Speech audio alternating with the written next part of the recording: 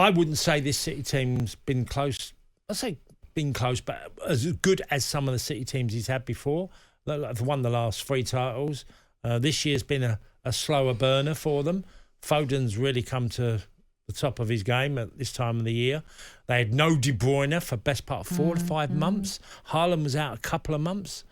So they've had effects, and they've changed around quite a bit as well. And I just feel you have to applaud Pep for what he's done in the game at City. Yeah, just extraordinary.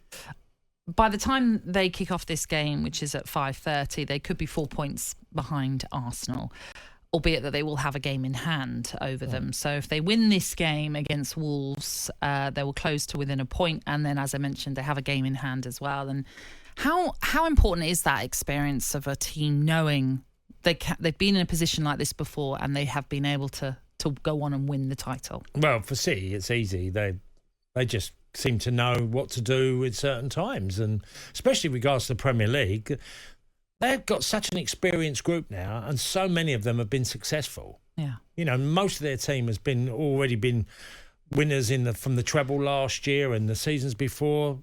I just think it'll be a really relaxed feeling before every game for them, and when it's time comes the game, they'll do the job. They didn't play well last week. Watching them last week, didn't play well.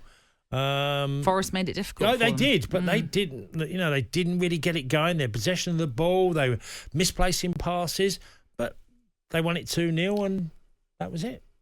They are taking on they've only lost 3 games this season in the Premier League. That's the fewest of any side.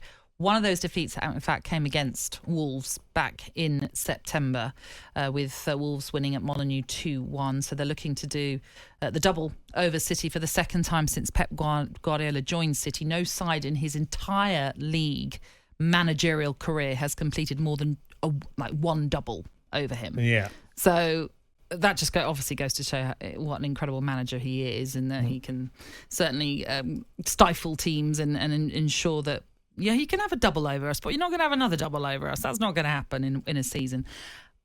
Can Wolves cause City problems? I think with their best 11, yes. How many of them are available today, we don't know. We obviously know that Neto's been injured. Cunha's sort of come back, and they've had Ant-Nouri out. They've had a few out now in all different positions. So their injury list is there. People like Huang up front. And if they get everybody out there, which they clearly won't this weekend, then they can give City a game. Do I expect City to win? Absolutely.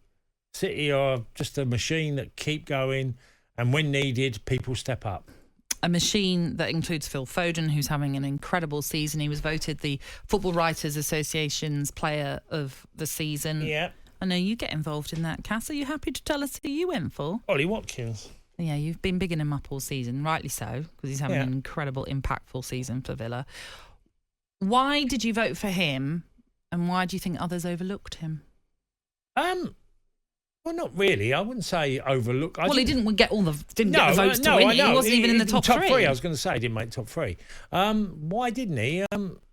I think others overlooked him because there is. If you look at it, it's a lot of the top end, isn't it? It's the first and second for the It's Phil Foden followed by Declan Rice, and then Rodri was third. Rodri. They've all had great seasons, but I still think Ollie Watkins would still be my number 1. I think what he's done this year, and he hasn't taken a penalty, his assists, his goals, his consistency has been extraordinary, So I think that's the reason why.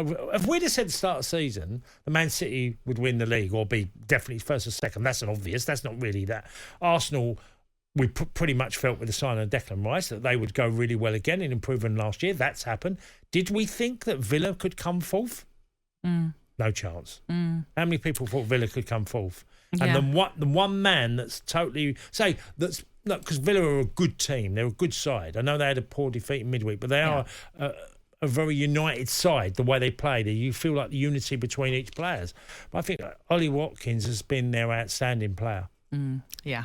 We've seen that with the amount of goals that he scored and contributions to goals as well. And yeah, if I had a vote, which I didn't, I would have probably gone a lot similar to you with Ollie Watkins, because I always like to look at the impact players made over the course of the season, but more so sometimes, and look, Phil Foden obviously has had a massive impact with City. I don't want to suggest that he hasn't, but sometimes I like to look at the players you wouldn't normally go for, because as you say, Villa are having an extraordinary season this season. So it's a bit like a manager of the season. You know, normally the winners of the league gets the manager of the season. I sometimes think, well, no, well, there's a number of success stories. It's not always about the guy that wins the league. That's what I mean, though. Sometimes I think it's too obvious. Should Pep get it this year when they've been shorter than last year? And I mean, last year I can totally get it why Pep would get manager of the year.